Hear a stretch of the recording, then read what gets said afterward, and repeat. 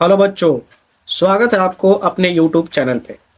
पिछले video lecture में sir हम उत्तल दर्पण में प्रतिबिंब का बनना देख चुके थे। आज हम क्लास को आगे बढ़ाएंगे सर। आज अपना पहला टॉपिक डालते हैं सर, हेडिंग दर्पण सूत्र। दर्पण सूत्र, ठीक है सर। दर्पण सूत्र में हम सर कुछ बिंदुओं का आपको नाम बताते हैं। जैसे F क्या था सर? फोकस दूरी, ठीक है। U क्या था सर? तो U था वस्तु दूरी, वस्तु दूरी। और ये सब कहां से मापी जा रही थी? ध्रुव से। ये सारी घटना हो चुकी है सर। V क्या होता था सर? प्रतिबिंब दूरी, प्रतिबिंब दूरी, ठीक है। अब ये तीनों में एक संबंध है सर, उसे ही बोला गया है दर्पण सूत्र। 1/f बराबर 1/v प्लस 1/u। ये जो सूत्र है सर, इसी सूत्र को बोला जाता है दर्पण सूत्र। कैसे आया है? सिद्ध भी किया जाता है सर, लेकिन यहां हम फिलहाल सिद्ध नहीं करेंगे, ठीक है।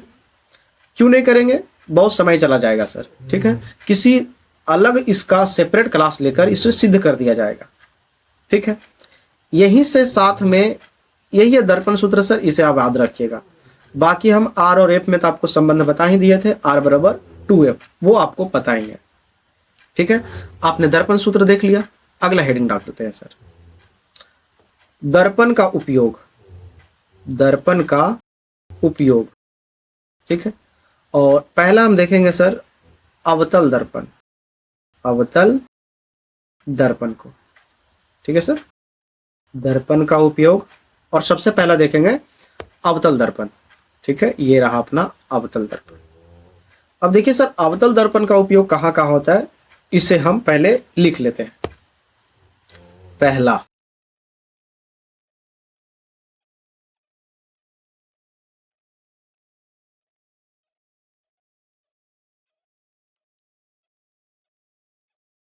ठीक है सर। ये रहा सर उपयोग। अवतल दर्पण का पहला उपयोग हम लिखे हैं सर हजामती बनाने में। हजामती मतलब सर दाढ़ी मूछें बनवाने में आप सैलून में गए होंगे तो दर्पण लगा हुआ देखे होंगे सर। ये रहा दीवार, और वहां पर आप इस तरीका से दर्पण लगा हुआ देखे होंगे, ठीक है। और यहाँ पर बैठकर आप अपना आराम से बाल कटवा रहे होते हैं, ठीक है, कुर्सी पर बैठे।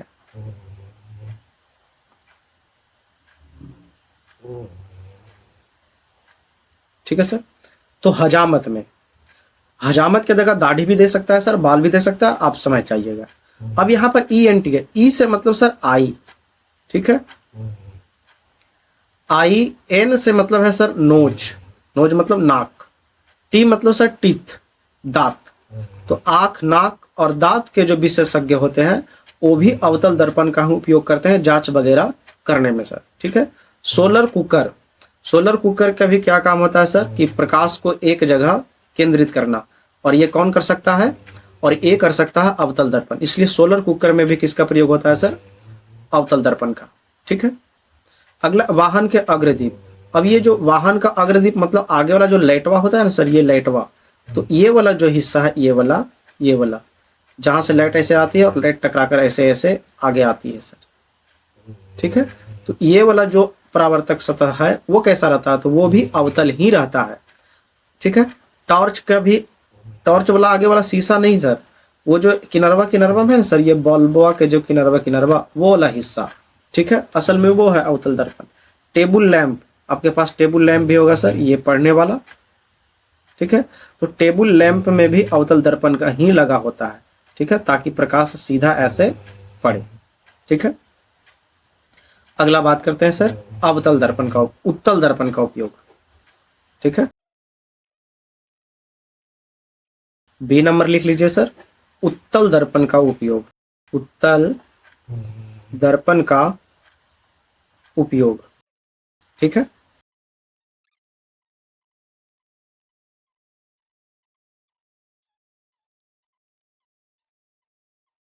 ठीक है सर। पहला हमने लिखा है सर वाहनों के साइड मिरर के रूप में। अगर कोई वाहन है सर, ये रहा वाहन, अगर हम बना लें, ठीक है।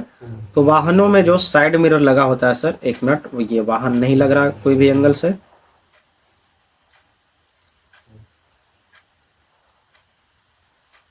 यहाँ सर ये जो आईना लगा होता है और यहाँ ड्राइवर बैठा होता है सर, तो वाहनों के जो साइड मिरर के रूप में लगा होता है सर, असल में वो कौन दर्पण रहता है? उत्तल दर्पण। ये उत्तल ही क्यों रहता है? क्योंकि इसका दृष्टि क्षेत्र न सर काफी बड़ा होता है और इसमें प्रतिबिंब छोटा बनता है, तो उसमें सारी चीजें हम अच्छा से देख सकते हैं, इसलिए। ठीक है। यहाँ सामने भी जो दर्पण लगा होता है सर, यहाँ ये भी, यहाँ कोई कोई ड्राइवर समतल लगा देता है, समतल, लेकिन बेहतर उत्तल ही होता है सर। तो सामने देखने के लिए भी आप उत्तल ही आंसर देंगे, ये समतल दर्पण अच्छा नहीं होता है। ठीक है। तो वाहनों के साइड मिरर के रूप में। अगला है सड़क या गली के स्ट्रीट लाइट में। अगर कोई गली जा रही है सर, तो वहां बहुत लंबा लंबा लाइट लगा होता है, ऐसे सर। तो यहाँ जो लाइट लगा होता है वो सीधे के लिए नहीं, ये ऐसे ऐसे फैलाने के लिए, और ऐसे फैलाता कौन है सर? ठीक, उत्तल दर्पण। ठीक है। तो हम सड़क या गली के स्ट्रीट लाइटों में जो जिस दर्पण का उपयोग करते हैं, असल में वो होता है सर उत्तल दर्पण। ठीक है। तो आपने दर्पण का उपयोग भी देख लिया, हमने अभी दर्पण सूत्र देखा सर और दर्पण का उपयोग भी देखा। ठीक है सर। अब एक पॉइंट और देख लेते हैं सर आज ही, आवर्धन। हेडिंग डाल लीजिए सर, आवर्धन। आवर्धन। ठीक है। अब ये आवर्धन क्या चीज है, इसे हम समझते हैं पहले। आवर्धन को सूचित किया जाता है सर एम से। अगर कोई पूछेगा आवर्धन का मात्रक बताइए, ठीक है, मात्रक।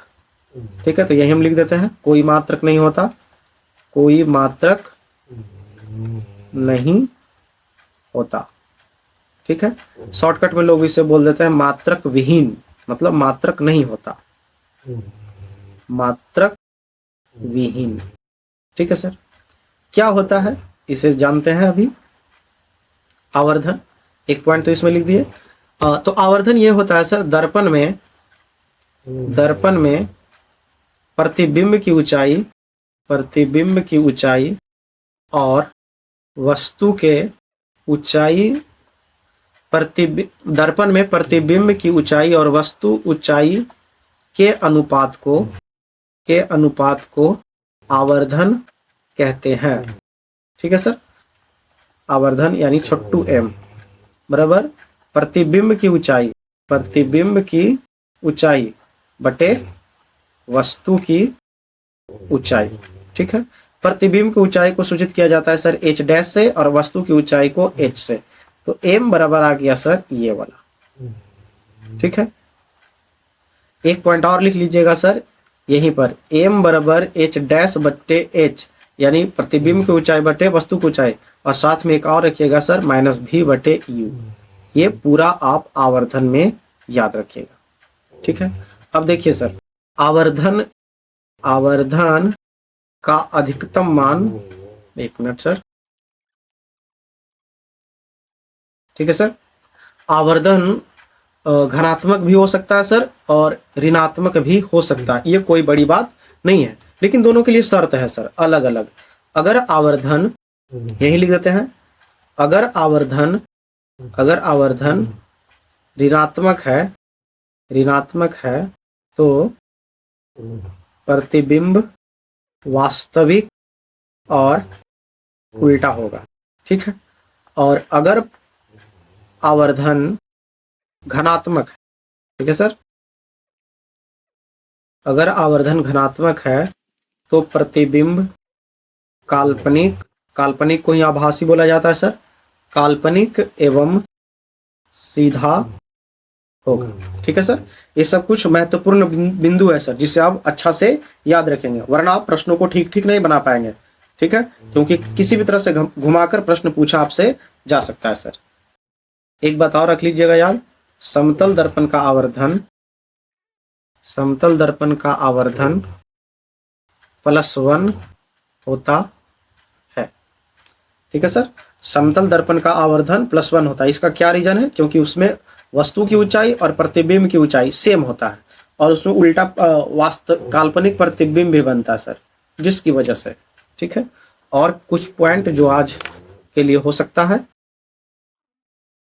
ठीक है सर। ये हमने 3-4 पॉइंट पढ़ा आज। दर्पण सूत्र और दर्पण का उपयोग, ठीक है। और कोई पॉइंट पढ़ सकते हैं यहाँ से छोटा मोटा? देख लेते हैं सर किताब में टॉपिक एक बार, कुछ और बचा है?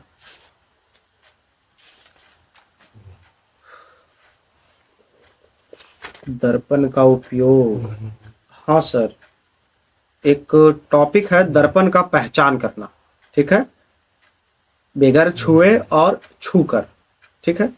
तो देखते हैं सर अगला वीडियो लेक्चर में।